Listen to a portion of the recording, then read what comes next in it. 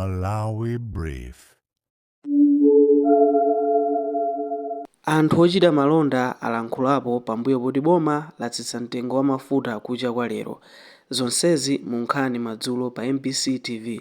Tiyeni tikhale limodzi. Lomwe mwazina likuonetsa kuti chiwerengero cha anthu omwe ali mu mphawi chatsika kuchoka pa anthu 51 pa 100 aliwonse kufika pa anthu 47 pa 100 aliwonse. Ndipo chiwerengero cha anthu odziwa kulemba ndi kuwerenga chafika pa anthu 72 pa 100 aliwonse. Komanso kuti chiwerengero cha anthu ofuna ngongole maka banki nkhonde chaonjezereka. Nduna ya zachuma a Joseph Mwanamveka atsindika kuti boma liwonetsetsa kuti achinyamata ambiri akweza mwayi wa ntchito komanso kuti zokolola za mdziko muno zikhale ndi misika yokhazikika. Tili ndi zambiri mu lipoti ili la Trust Office.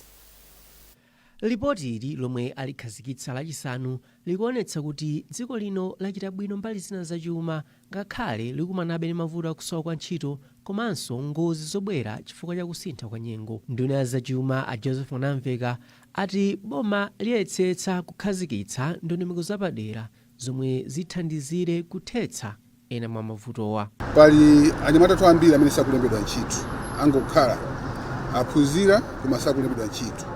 Tinaso kupanga malamulo kapena tipange ma policies amene atithandize kuti anyamata athu awa apeze ntchito. Chifukwa ngati anyamata athu asiwapezera ntchito ndikuti ndi mavuto kusogolo. Ndikuti ngati boma tipeze njira kuti anyamata athu wana akuphunzira bwino, 2 akuphunziranso zomwe zithandize kapena mwina angazigwiritse ntchito kuboma kapena so ma private companies. Katswiri wa zachuma ku World Bank Lina Kadona wati pali zambiri zomwe zikuyenera kukonzedwa kuti chitukuko cha dziko lino chipite patsogolo. Ndipo mkulu wa bungwe la NSO a Shilton Kanyanda atsindika kufunika kuchita kafukufukuyu pafupipafupi kuti zithandizire boma pokonza mapulani a chitukuko. Information imene tizitulutsa pafupi mwina chaka chilichonse makamaka chifukwa kuti nyengozi zikumasintha, so anthu silifuna kuti amene akubwerera achoka mu mphawi azibwereranso. So boma lizidziwiratu kuti tiyike fundo izi kuti anthu amene achoka mu mphawi aja asabwererenso. Kafukufuku winanso onga uyu akuyembekezeka kuchitika pakati pa chaka cha 2028 ndi 2029. Trust Office, MBC, Lilongwe. Mitengo yogulira mafuta agalimoto mdziko muno yatsika kuyambira lero pa 19 June. Bungwe la Malawi Energy Regulatory Authority MERA ndilo lalengeza za kutsika kwa mitengoku ndipo ati zisili chomwechi kamba kakutsika mtengo kwa mafuta pa dziko lonse. Themba Mwale wafika ndi ripoti.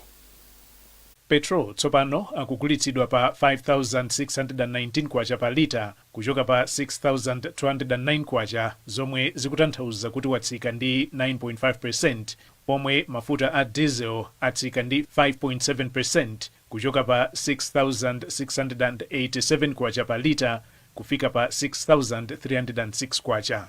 Chomwechonso mafuta a nyali zowunikira a kerosene atsika ndi 16.43% kuchoka pa 5,709 kwacha kufika pa 4,771 kwacha pa lita. Chikalata chomwe wasayinira ndi wapampando wa akuluakulu oyendetsa ntchito za MERA a Lucas Kondowe chati izi zili choncho kamba ka kutsika mtengo kwa mafuta pa dziko lonse komanso kutsika kwa ndalama zomwe zimalowa poyitanitsa mafuta awa. Malingana ndi bungwe la MERA, izi zachititsa kuti mtengo wotsitsira mafuta mdziko muno utsike, zomwenso zapangitsa kuti mtengo wogulira mafuta awa mdziko muno utsikenso potsatira ndondomeko ya automatic pricing mechanism. Bungweli lalimbikitsa eni malo omwetsera mafuta mdziko muno kuti atsatire mitengo yatsopanoyi. Bungwe la MERA latinso lipitiriza kutsatira momwe zinthu zikuyendera pa malonda a mafuta pa dziko lonse, kuphatikizapo momwe kusamvana komwe kulipo ku maiko achiluya kungakhudzire kapezedwe ndi mtengo wa mafuta. Themba Mwale, MBC, Blantyre. Dziko la Japan lapereka matumba mpunga okwana 1,300 ku dziko la Malawi ngati mbali imodzi yokonzekera njala yomwe ingagwe mtsogolomu chifukwa cha mphepo ya El Nino yomwe imabweretsa ng'amba. Poyankhula pamwambo omwe amapereka thandizolo ku bungwe la World Food Program WFP, kazembe wa dziko la Japan mdziko muno Anaito Yasushi ati achita izi poyankha pempho lomwe president wa dziko lino anapereka kuti anthu athandizire pa ngozi zogwa mwadzidzidzi zosiyanasiyana. Pothirapo ndemanga atalandira thandizoli mkulu ona za ngozi zogwa mwadzidzidzi ku nthambi ya boma ya Dodma a Charles Matabwa athokoza boma la Japan chifukwa cha thandizoli lomwe ati labwera nthawi yabwino.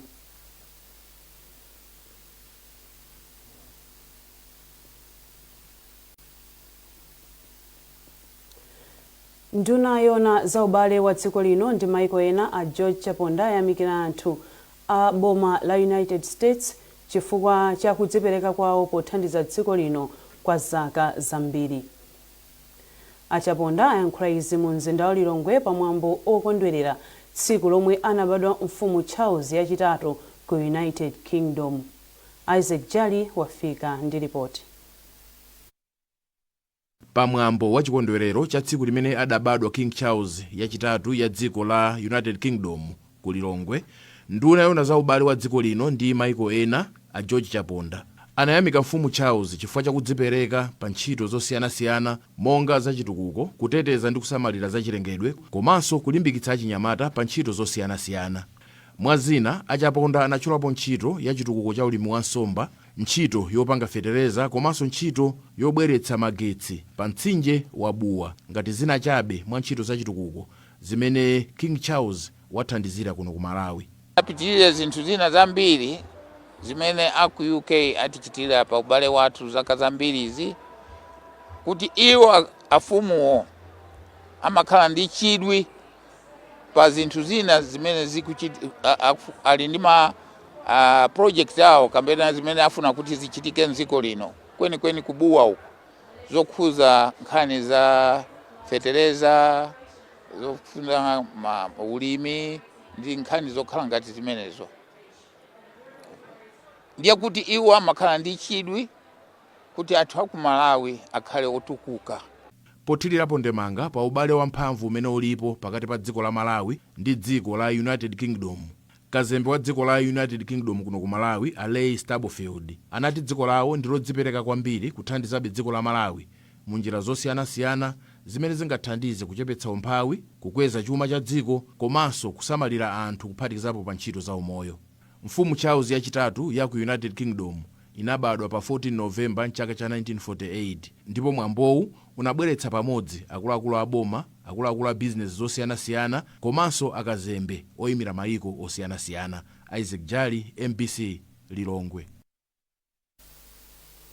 Ochita malonda osiyanasiyana ku Blantyre ayamikira boma kamba kotsitsa mitengo ya mafuta ponena kuti ndi mpumo waukulu omwe ukuyembekezeka kuchepetsa ndalama zoyendetsera bizinesi komanso kuonjezera phindu. Mtolankhani wathu Edith Kaira wafika ndi zambiri. MBC irayankhulana ndi anthu ochita malonda ena ku msika wa Limbi yapeza kuti kutsika kwa mitengo ya mafuta kwabweretsa chimwemwe ku magulu osiyanasiyana kuphatikizapo oyendetsa njinga za moto zonyamula anthu. Oyendetsa njinga za motowa akuti kuchepa kwa mtengo wa mafuta kuwathandiza kuonjezera phindu lawo komanso kuchepetsa ndalama zomwe amagwiritsa ntchito pogula mafuta. Eni mabizinesi ena ati ali ndi chiyembekezo kuti kutsika kwa mitengoku kulimbikitsa malonda ndi kuthandiza kukweza ntchito za chuma. Izizi zikutanthauza kuti chiyembekezo chikubwereranso kutengera ndi mmene anakwerera pakati pa kutsika kwa mafuta amene wawa ndiye kutithandiza kulipo kwambiri chifukwa sitinganenenso kuti kwa bwana tingayoti kapena akhoza kuti chosa ntchito ayi, chifukwa ndalama tiziyipeza kuno bwino yogula mafuta pano pali pa 5,670 kwacha, ndizoti ndi mmene anakwerera sizikufanana naso kwambiri. Chifukwa kuti boma lasitsa mafuta ife chathu ndi chisangalalo komanso takondwera kwambiri kuti mwina mwake pamene mafuta atsika zinthu ziyambanso kuyenda monga mmene zimayendera. Padakali pano mkulu ofalitsa nkhani ku Malawi Energy Regulatory Authority Mera Afitina Khonje ali kutsika kwa mitengo ya mafuta kwachitika chifukwa cha kutsika kwa mitengo ya mafutawa pa msika wa pa dziko lonse. Izi zachitika pogwiritsa ntchito njira ija timati automatic pricing mechanism, nde potengera ndi mene zinthu zasinthira makamaka mitengo ya mafuta pa msika kapena misika ya mafuta. Kunjako zinaonesa kuti kusintha kwake kumapitirira 5%. Nde zikatero zimafunika kuti mitengo kunokonso isinthidwe. posachedwapa mitengo ya mafuta yakhala yokwera kwambiri pa dziko lonse lapansi chifukwa cha mikangano ya ndale ndi nkhondo ku Middle East komanso zinthu zina zomwe zikukhudza msika wa pa dziko lonse. Bungwe la Mera latsimikiziranso anthu kuti mafuta alipo okwanira. Edith Kaira, MBC, Blantyre.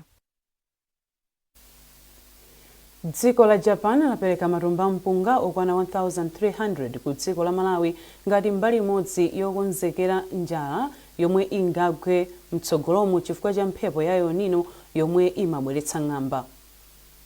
Polankhula pamwambo opereka thandizolo ku bungwe la WFP, kazembe wa dziko la Japan mdziko muno Naito Yasushi ati achita izi poyankha pempho lomwe President wa dziko lino anapereka kuti dziko lino likonzekere ngozi zogwa mwadzidzidzi zosiyanasiyana.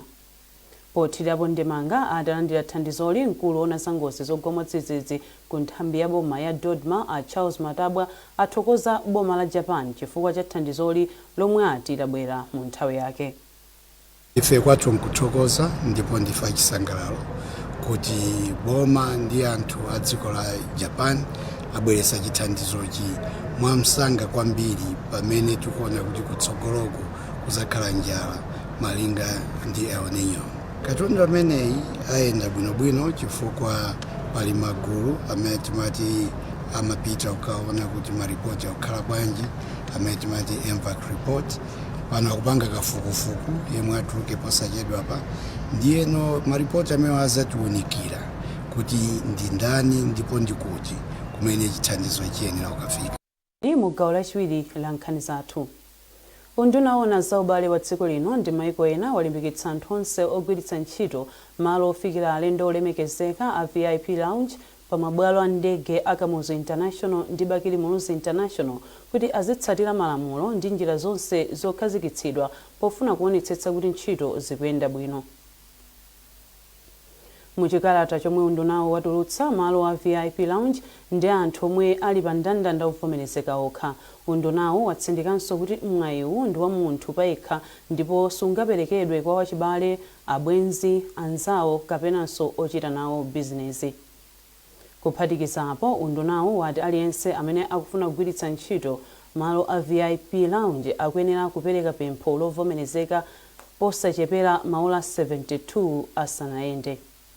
Mwa anthu oyenera kugwiritsa ntchito malo a VIP lounge wa muli President wa dziko lino ndi banja lake, wachiwiri kwa mtsogoleri wa dziko lino, mtsogoleri wa nyumba ya malamulo Chief Justice, nduna zaboma, aphungu ku nyumba ya malamulo, akazembe a dziko lino, atsogoleri a mabungwe apa dziko lonse ovomerezeka komanso alendo aboma.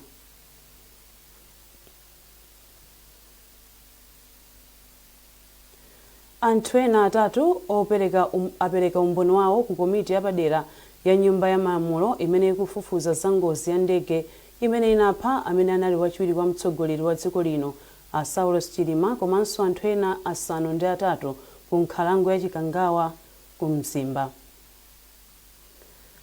Anthuwa amene aonekera ku komiti iyi lachisanu ndi mlembi wamkulu wakale mu nduna wa zachitetezo a James Chiusi, mlembi wakale wamkulu ku nduna ona za maiko ena amwayi Polepole komanso wachiwiri wamkulu ona za dongosolo ku ofesi ya wachiwiri kwa mtsogoleri wa dziko lino. Patrick Dambula wafika ndi ripoti.